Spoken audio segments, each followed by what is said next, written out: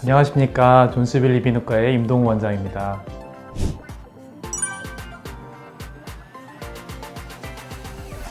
환자분들 입장에서는 귀에서 삐 소리가 난다, 또 우웅한다, 쉬 이런 소리가 들린다고 많이 오시기도 합니다. 그런데 이명이라는 것 자체가 질환명이 아니라 이미 증상이기 때문에 소리가 나는 것 자체가 증상이 될 수가 있고요.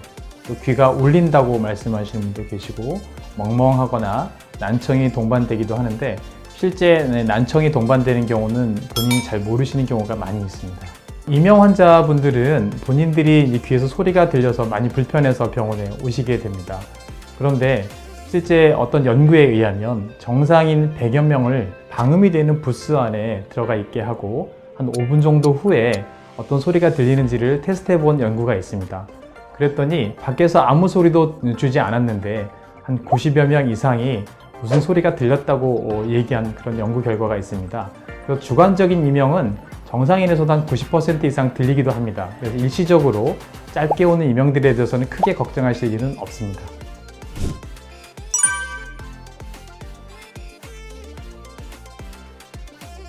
일단 병원에 오셨을 때 기본적으로 할 수 있는 것들이 몇 가지가 있습니다. 이명의 구체적인 병력 청취를 위한 설문지라든지 이명이 얼만큼 불편한지를 정확히 측정하는 불편 척도 검사가 있겠고요. 실제 코나 귀 또는 목의 연결 부분들이 괜찮은지, 호흡은 잘 되고 있는지를 확인하는 구조 검사도 있겠고요. 가장 기본적으로 청력 검사가 있겠는데요. 이명의 강도와 종류 같은 것들을 청력과 함께 측정하는 검사가 있겠습니다. 또 경우에 따라서는 뇌나 혈관과 연관되는 경우가 의심되는 경우에 CT나 MRI 같은 촬영을 하기도 합니다.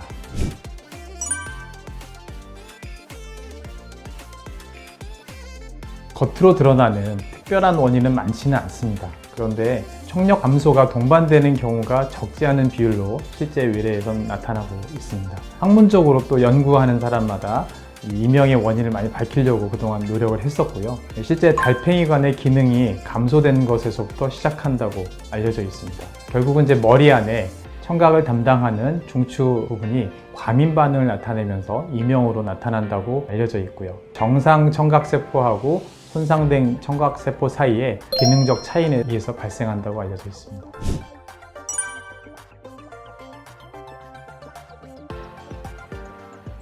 이명은 사실은 치료 목적이 이명 신호가 느껴지지 않거나 또는 불편하지 않게 하는데 주 목적이 있습니다.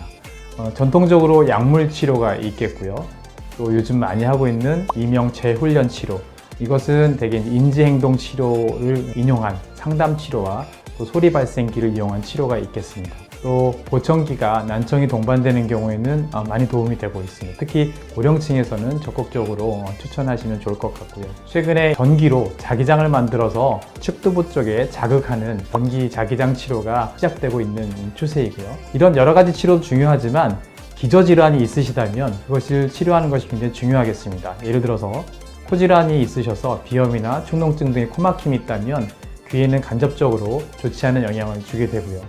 특히 혈관성 이명에서는 심박출량이 증가하는 고혈압이나 빈혈, 갑상선 기능 항진증, 고지혈증 같은 기저질환을 치료하는 것이 굉장히 중요하겠습니다. 드물지만 이제 근육 경련이 있는 경우의 이명이라든지 동맥이나 정맥의 이상에 대한 그 이명은 수술로서도 치료하는 경우가 있습니다.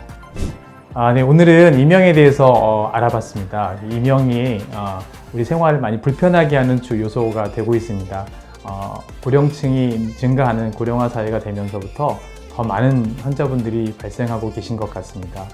귀에서 소리가 난다든지 귀가 먹먹하다든지 이명으로 인한 불편함이 있으실 때에는 가까운 이비인후과나 병원을 찾으셔서 검사를 적극적으로 하시기를 추천드리겠습니다. 감사합니다.